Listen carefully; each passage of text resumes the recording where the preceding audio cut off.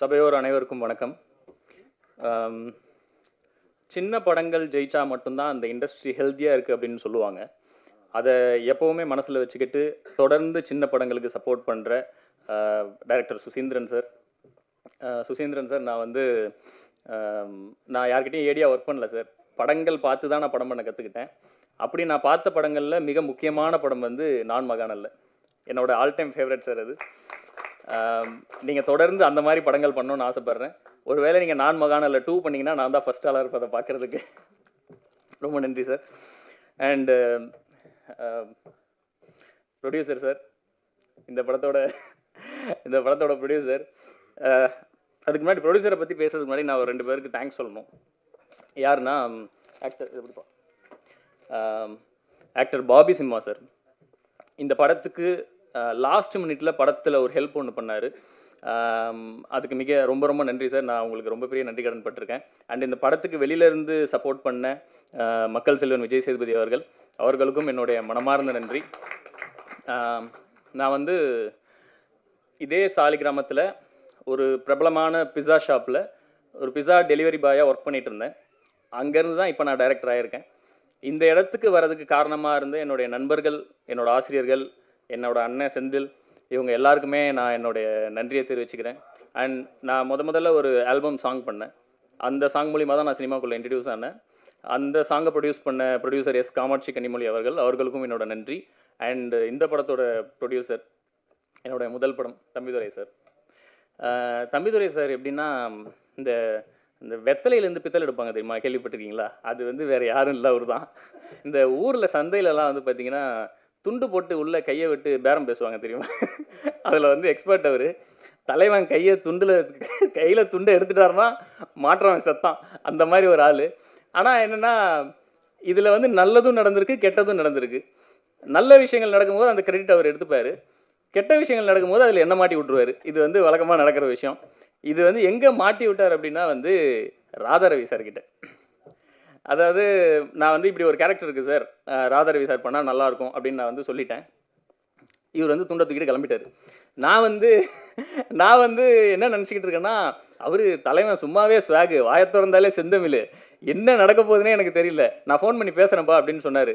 நான் என்ன நினச்சேன்னா, ப்ரொடியூசர் சார் வந்து வாழ்நாள்லேயே கேள்விப்படாத கெட்ட வார்த்தையெல்லாம் இன்றைக்கி கேட்க போகிறாரு அப்படின்னு நான் நினச்சேன். ஆனால் வந்து திடீர்னு ஃபோன் பண்ணி, நான் பேசிட்டேன்ப்பா, ராதாரவி சார் ஓகே சொல்லிட்டாரு, ஆனால் உன்னை மீட் பண்ணணுன்னு கூப்பிட்றாரு அப்படின்னு சொன்னார். எனக்கு வந்து ஒரு செகண்ட் ஒன்றும் புரியல. சரி, ராதாரவி சார் கூப்பிட்டாரு, நம்ம போய் தானே ஆகணும் அப்படின்னு சொல்லிட்டு நானும் போயிட்டேன். அங்கே போனால் கீழே அவரோட ஆஃபீஸு, மேலே வீடு. நான் கீழே போனேன். இல்லை, உங்களை வீட்டுக்கு வர சொல்லிட்டாங்க அப்படின்னு சொன்னார். நான் மேலே போனேன். நான் மேலே போய் அவரை பார்க்கும்போது உண்மையிலேயே ஒரு கேங்ஸ்டருக்கு ஷாட் வச்சா எப்படி இருக்கும் அதே மாதிரி ஒரு சேரில் அந்த பக்கம் திரும்பி உட்காந்து படம் பார்த்துக்கிட்டு இருந்தார். டிவியில் பார்த்தீங்கன்னா இந்த பாஷா படத்தில் கம்பத்தில் கட்டி வச்சு அடிப்பாங்கல்ல, அந்த சீன் ஓடிக்கிட்டு இருக்கு. எனக்கு வந்து இன்றைக்கி என்னமோ ஒரு சம்பவம் நடக்க போகுது அப்படின்னு நான் வந்து முடிவு பண்ணிட்டேன். அதுக்கப்புறம் அங்கேருந்து தம்பி அப்படின்னு ஒரு சத்தம் வந்தது. நான் போயிட்டு அவரை மீட் பண்ணேன். நான் இவ்வளோ தூரம் பயந்து அவரை போய் மீட் பண்ணேன். ஆனால் அவர் வந்து என்னை ரிசீவ் பண்ணி என்கிட்ட பேசின விஷயங்கள் எல்லாமே எனக்கு ரொம்ப ஒரு ஆச்சரியமாக இருந்தது. ராதாரவி சாருக்கு இப்படி ஒரு முகம் இருக்குன்றதே எனக்கு தெரியாது. அவ்வளோ ஹம்பிளாக என்னை ட்ரீட் பண்ணார். நான் சினிமாக்குள்ளே எப்படி வந்தேன் என்னன்றதெல்லாம் என்கிட்ட கேட்டார். அவர் தன்னோட சினிமா எக்ஸ்பீரியன்ஸ்லாம் என்கிட்ட ஷேர் பண்ணிக்கிட்டாரு. கடைசியாக வந்து, சார் நான் பண்ணுறேன்ப்பா, வந்துடுறேன் அப்படின்னு சொன்னார். சார் அந்த பட்ஜெட் அப்படின்னு சொன்னேன். அவர் டக்குன்னு என்னை பார்த்து, நீ காசு கொடுத்து தான் நான் வாழணுமா, இது உனக்கு படம் தானே அப்படின்னு கேட்டார். ஆமாம் சார், படம் தான். நான் வந்து நடித்தா நீ நல்லா இருப்பேன்னு நினைக்கிறியா அப்படின்னு கேட்டார். நான் நல்லா இருப்பேன் சார், அதுக்காக தானே சார் வந்திருக்கேன் அப்படின்னு சொன்னேன். அவர் வந்து, உனக்காக நான் வரேன்டா அப்படின்னு சொன்னார். உண்மையிலேயே தமிழ் சினிமா இன்னும் ஆரோக்கியமாக இருக்குது அப்படின்னா ராதாரவி சார் மாதிரி ஆட்கள் பணத்தெல்லாம் பெருசாக பொருட்படுத்தாமல் சின்ன படங்களுக்கு சப்போர்ட் பண்ணுறாங்க இல்லையா, அந்த மாதிரி சின்ன படத்துக்கு சப்போர்ட் பண்ணுற நிறைய பேர் இருக்கிறதுனால தான் தமிழ் சினிமா இன்னும் ஆரோக்கியமாக இருக்குதுன்னு நினைக்கிறேன். அண்டு கடைசியில் கிளம்பும் போது, சார் நான் கிளம்புறேன் அப்படின்னு சொன்னேன். அந்த தம்பிதுரை ஷூட்டிங் ஸ்பாட்டுக்கு வந்துருவார்ல அப்படின்னு கேட்டார். எனக்கு ஒரே ஜாலி. நான் என்னன்னா, அந்த கம்பத்தில் கட்டி வச்சு எடுக்கிற சீன் நமக்கு இல்லை, ப்ரொடியூசருக்கு தான் போல அப்படி. சார் நீங்கள் கவலைப்படாதீங்க, அவர் கண்டிப்பாக ஷூட்டிங் ஸ்பாட்டுக்கு வருவார். அப்படியே வரனாலும் அவர் வீட்டு அட்ரஸ், ஆஃபீஸ் அட்ரஸ், அவரோட எக்ஸ் கேர்ள் ஃப்ரெண்டோட வீட்டு அட்ரஸ் கூட எனக்கு தெரியும். அவர் வீட்டுக்கு வரலாம் கூட அங்கே வந்துருவாரு. நேரம் அங்கேயே போய் சம்பவம் பண்ணிடலாம் அப்படின்னு சொல்லி அங்கேருந்து தப்பிச்சு வந்தேன். அண்டு இந்த ஜோக்ஸ் எல்லாம் தாண்டி எங்கள் ப்ரொடியூசர் எப்படின்னா ஷூட்டிங் முடிச்சு நாங்கள் தான் பில்ஸ்லாம் செட்டில் பண்ணுவோம், நானும் அவர் தான் உட்காந்து செட்டில் பண்ணுவோம். ஏதாவது ஒரு இடத்துல ஒரு சின்ன 100 ரூபா 50 ரூபா இருந்தால் கூட கணக்கு பார்ப்பாரு. ஆனால் ஒரு நாள் கூட இந்த ப்ரொடக்ஷன் ஃபுட் பில் இருக்கு இல்லையா, அதை அவர் பார்த்ததே இல்லை. அதை அப்படியே எடுத்து வச்சிருவாரு, அது என்ன பேமெண்ட்டோ அதை கொடுத்துருவாரு. அந்த மனசு தான் அவர் இன்னைக்கு இவ்வளோ தூரம் வர்றதுக்கு ரொம்ப பெரிய காரணம். படம் ஆரம்பிச்சதுலேருந்து என்கிட்ட அடிக்கடி சொல்லுவார், என்னப்பா ஒரே பேட் டைமாக இருக்குது, பிரச்சனை சுற்றி சுற்றி அடிக்குதுன்னு. ஆனால் இவ்வளோ பேட் டைம் ஆனாலும் இப்போ இந்த ஈவெண்ட் பண்ணுற வரைக்கும் பேட் டைமில் தான் இருந்தது. அதெல்லாம் தாண்டி நம்ம இந்த இடத்துக்கு வந்திருக்கோம்னா அந்த ஒரே ஒரு மனசு தான் சார். அதனால தான் நம்ம படம் இவ்வளோ தூரம் வந்திருக்கேன்னு நான் நம்புகிறேன். அவருக்கு என் மேலே இருந்த நம்பிக்கை எப்படின்னா, நிறைய முக்கியமான டாக்குமெண்ட்டில் அவர் சைன் நான் தான் போடுவேன். அவரே சொல்லிடுவார், பிரசாந்த் அதை போட்டு கொடுத்துரு அப்படின்னு. அண்ட் இன்னொரு பெரிய விஷயம் என்னென்னா, அவரோட ஃபண்டே என்கிட்ட தான் இருக்கும். நாளைக்கு நான் ஷூட் போகிறோம் அப்படின்னா அன்னைக்கு ஷூட்டுக்கான ஃபண்டே என்கிட்ட கொடுத்துருவார். அந்த அளவுக்கு என்னை நம்பி அவர் இந்த படத்தை ஆரம்பித்தார். அந்த நம்பிக்கையில் கொஞ்சம் கூட எந்த பிரச்சனையும் வராமல் படத்தை இந்த அளவுக்கு கொண்டு வந்து கொடுத்துட்டேன் அப்படின்னு நம்புகிறேன் சார். ரொம்ப நன்றி. அண்டு சார், மனசுலேருந்து நிறையா விஷயம் பேசிட்டேன், தப்பாக நினச்சிக்காதீங்க.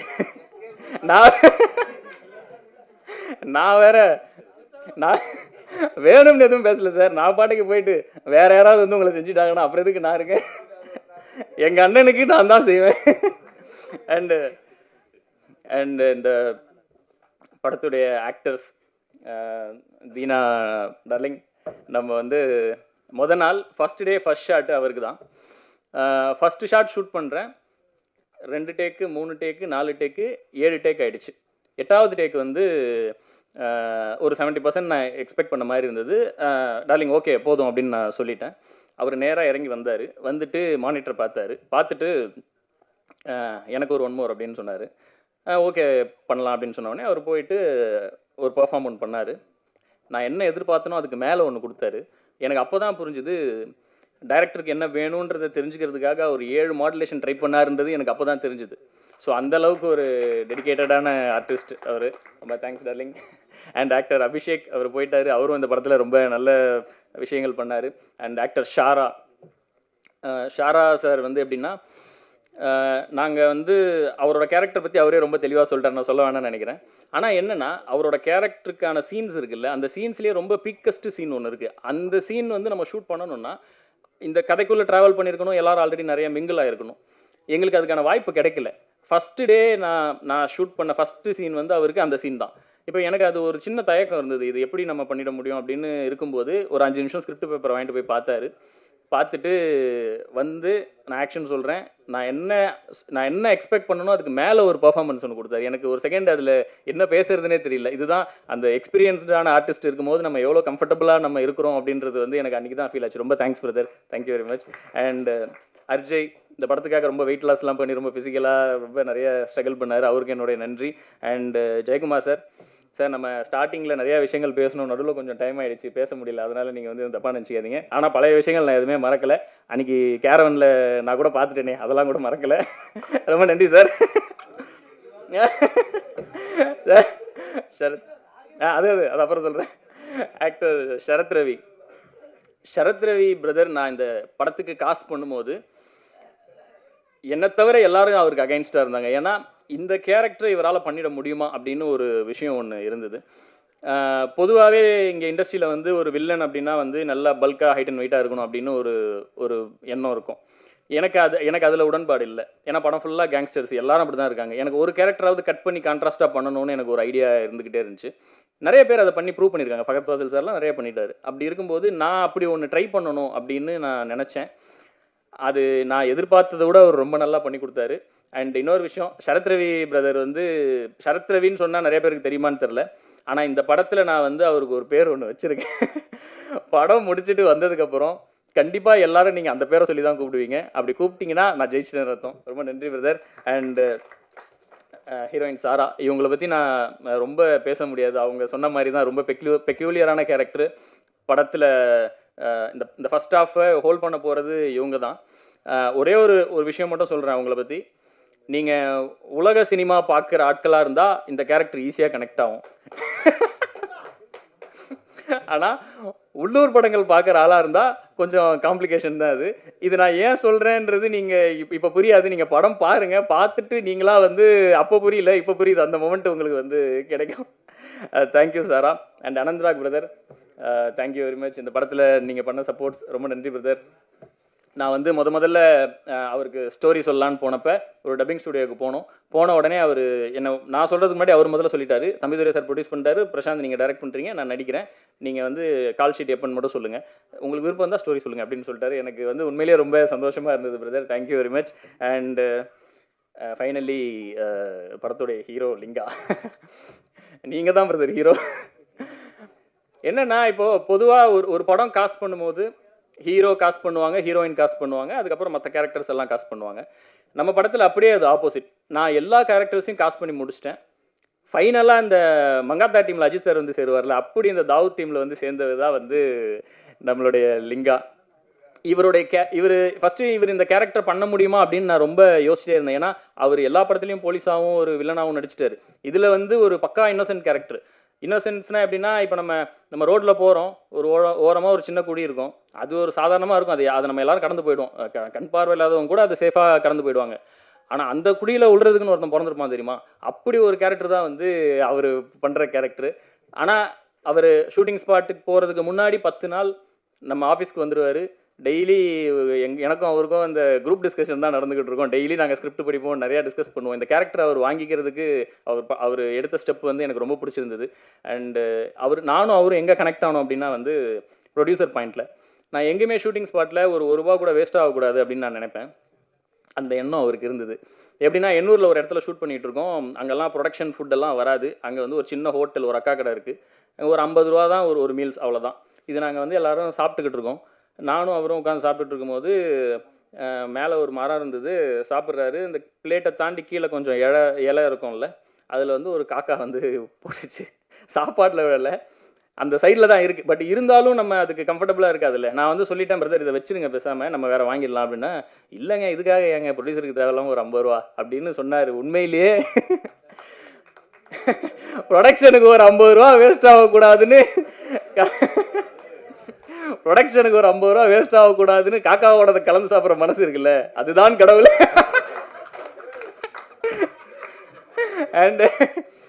And music director Rakesh Ambikapathy. Rakesh என்னுடைய நண்பன், ஓகேங்களா. இது அவர் கொஞ்சம் பதட்டத்தில் நிறையா பேசிட்டார், நீங்கள் யார் எதுவும் அதை தப்பாக எழுதிட வேண்டாம். ராகேஷ்க்கும் எனக்கும் உள்ள நட்பு எப்படின்னா, நான் ஒருவேளை எனக்கு இந்த படத்தில் கிடைச்ச கம்ஃபர்ட் அடுத்த படத்துலையும் கிடைச்சா நான் இதே மேடையில் சொல்ல தயாராக இருக்கேன். என்னோட அடுத்த படத்தோட மியூசிக் டைரக்டர் வந்து ராகேஷ் தான். ஸோ அந்தளவுக்கு என்னுடைய நெருங்கிய நண்பன்.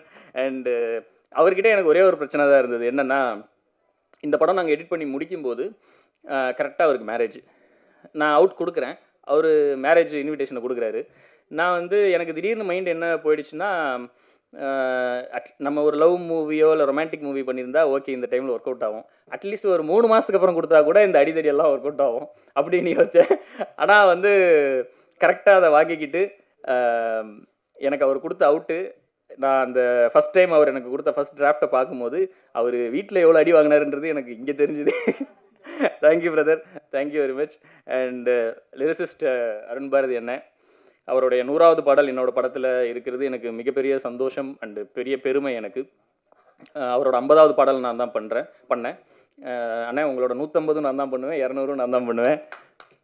அருண் பாரதி அண்ணன் எனக்கு எப்படின்னா, நம்ம லைஃப்பில் நம்ம ஏதோ ஒரு பிரச்சனை நோக்கி போயிட்டே இருப்போம். திடீர்னு யாரோ வருவாங்க, அவங்கள நமக்கு முன்ன பின்ன தெரியாது, ஆனால் நமக்கு நல்லதாக செய்வாங்க. ஏன் அவங்க நமக்கு நல்லது செய்கிறாங்கன்னே தெரியாது. அதுக்கெல்லாம் காரணம் என்னவாக இருக்கும்னா, நம்ம பேரண்ட்ஸ் செஞ்சு வச்ச நல்ல விஷயமா இருக்கும். அப்படி என் லைஃப்பில் வந்தது தான் வந்து அருண் பாரதி அண்ணன். அவர் வந்து பெரிய பெரிய படங்களுக்கு லிரிக் பண்ணாலும் வீக்லி ஒன்ஸாவது என்கிட்ட ஃபோன் பண்ணி, பிரசாந்த் என்ன பண்ணுறீங்க, எப்படி அடுத்து என்ன பண்ண போகிறீங்கன்னு எனக்கு கேர் பண்ணிக்கிட்டே இருப்பார். அண்ட் அது எனக்கு ஒரு பெரிய பூஸ்டப்பாக இருந்தது. நான் ரொம்ப நன்றி, தேங்க்யூ வெரி மச். அண்டு படத்தோட DOP Sharath Valaiyapathi and team,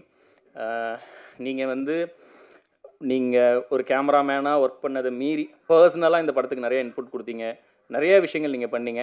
அது ரொம்ப நன்றி பிரதர். உங்களுக்கும் உங்களுடைய டீமுக்கும் மிகப்பெரிய நன்றி. அண்டு பிரெண்டன், சுஷாந்த், ப்ராப்பரான ஒரு பிளானிங், ப்ராப்பரான ஒரு எக்ஸிக்யூஷன். நான் நினைக்கிறேன் ஒரு 2-3 வருஷத்துக்கு அப்புறம் நான் படம் பண்ணுறேன்னு தெரியல, ஆனால் நீங்கள் கண்டிப்பாக பெரிய இடத்துல இருப்பீங்கன்னு நினைக்கிறேன்.